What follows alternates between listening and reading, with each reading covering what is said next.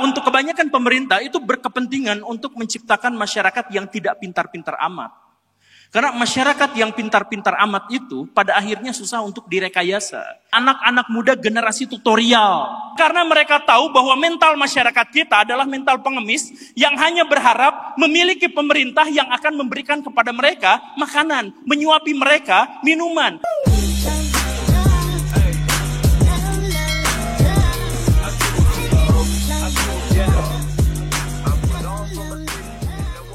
Baik, saya sebenarnya agak menyesal pertanyaan Akang yang tadi diawali oleh sebuah pernyataan yang menyatakan bahwa beliau adalah salah satu anggota caleg, salah satu pesuruh tim sukses. Saya agak menyesal dengan pernyataan Akang karena Akang nggak sebutkan siapa calegnya, gitu. Dan dari partai mana gitu. Jadi kan bisa kita bully di sini.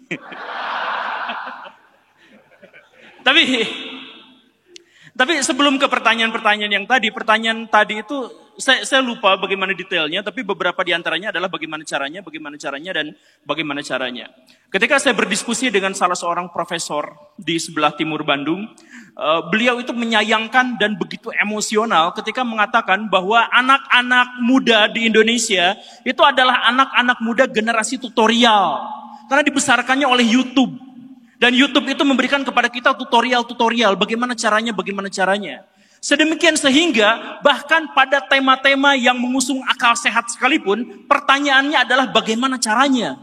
3 penanya, semuanya kompak pertanyaannya adalah bagaimana caranya.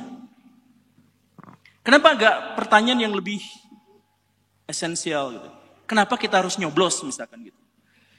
Kan kalau misalkan bagaimana caranya, itu yang tadi itu tutorial. Bagaimana caranya? Oh, caranya adalah begini, tinggal nyari di YouTube gitu. Dan kemudian masing-masing calon akan mengajukan caranya adalah begini. Buka, coblos nomor, nah misalkan yang seperti itu kan. Cuman saya lupa tadi pertanyaannya masih. Oh iya, saya adalah generasi yang sehat. Saya adalah orang yang berakal sehat karena kalau tidak saya akan ngantri BLT. Ini satu hal yang ingin saya jelaskan di sini. Pemerintah itu sangat berkepentingan, tapi bukan pemerintah di sini. Untuk kebanyakan pemerintah itu berkepentingan untuk menciptakan masyarakat yang tidak pintar-pintar amat. Karena masyarakat yang pintar-pintar amat itu pada akhirnya susah untuk direkayasa. Jadi cukuplah masyarakat itu dibuat emosional dan harus tetap dipertahankan. Ini yang sangat penting. Masyarakat itu harus dibuat tetap bermental miskin bahkan ketika mereka kaya raya. Karena ketika mereka bermental miskin, maka mereka itu akan terus-terusan menuntut. Ingin dikasih uang secara instan. Kita ngobrol sama orang-orang di pinggir jalan. Punten Pak. Saya ngobrol sama mang parkir yang gajinya lebih besar daripada PNS. Kemudian saya tanya, kenapa nggak nyari kerja yang lain lagi? Ya susah atuh, udah zaman sekarang mah gini, makan aja susah. Padahal gajinya lebih besar daripada PNS. Ada pengemis yang penghasilan per bulannya itu 9 juta sebulan. Tapi dia tidak pernah beranjak 10 tahun dia mengemis, dia tetap seperti itu. Bahkan ketika dia punya anak-anaknya diajak mengemis, karena penghasilannya lebih besar. 9 juta sebulan, tapi tetap jadi pengemis, tetap hidup di daerah kontrakan dan sebagainya. Nah, orang-orang yang bermental seperti ini harus tetap dipelihara. Harus tetap dipertahankan ada. Biar apa? Biar kampanye-kampanyenya gak usah ribet, gak usah susah. Cukup isi kampanyenya itu adalah, kalau saya memimpin, maka BBM gratis, makan siang gratis, sekolah gratis. Jadi yang ditanamkan itu bukan bagaimana cara membangun bangsa, bagaimana caranya meningkatkan intelektualitas, bagaimana caranya berhadapan dengan post-truth, bukan. Tapi kalau saya terpilih, nanti ini gratis, nanti itu gratis.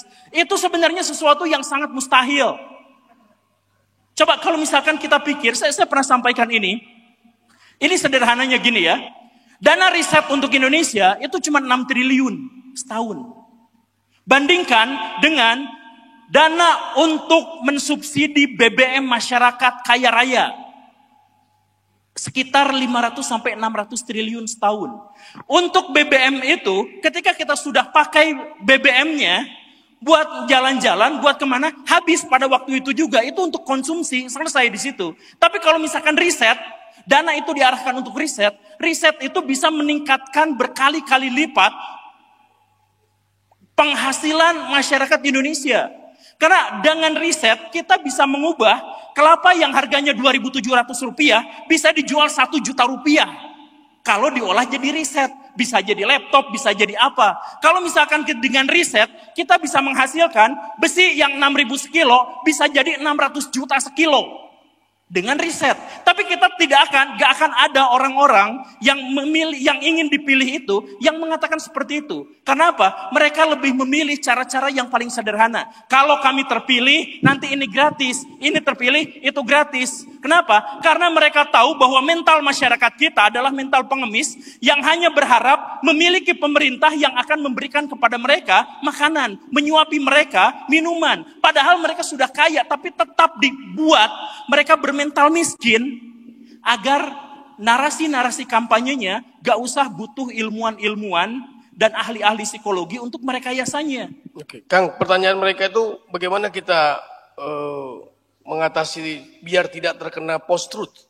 Ya, nah gimana caranya biar kita, oke lah, saya ikut arus.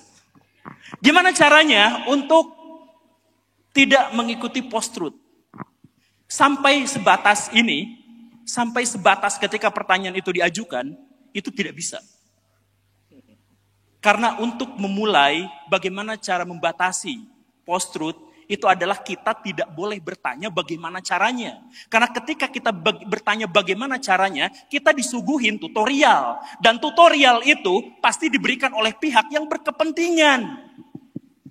Makanya saya bilang tadi itu, saya mengawali pertanyaan itu, saya mengawali jawaban itu dengan dengan pernyataan bahwa generasi yang pada akhirnya masuk pada post-truth itu adalah generasi yang bertanya, Pak, bagaimana caranya? Apakah jawaban saya akan mengubah pertanyaan-pertanyaan berikutnya? Kita lihat aja nanti. Tapi yang pasti, 3 penanya yang tadi itu, please, bagaimana caranya kita lepas dari post-truth, bagaimana caranya kita bisa mengawasi, dan sebagainya, kita mulai dari pertanyaan yang lebih mendasar. Kenapa kita harus mengawasi? Emang apa faedahnya buat kita? Bagaimana, atau misalkan mengapa kita harus lepas dari post-truth? Toh nggak ngaruh juga, semua orang di sini ini makan pada post-truth. Sederhananya, simpelnya ginilah.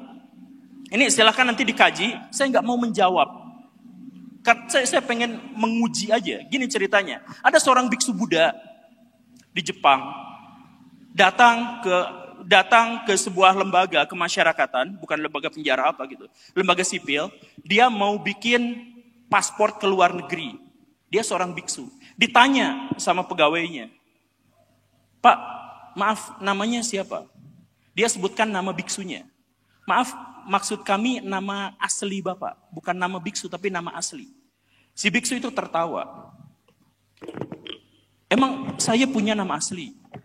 Kan saya nggak punya. Nama yang dikasih sama orang tua Bapak. Orang tua saya nggak tahu nama asli saya. Mereka hanya memberi nama, tapi namanya ngasal. Mereka nggak tahu nama asli saya itu siapa. Jadi namanya siapa? Tidak ada seorang pun yang tahu siapa nama asli saya.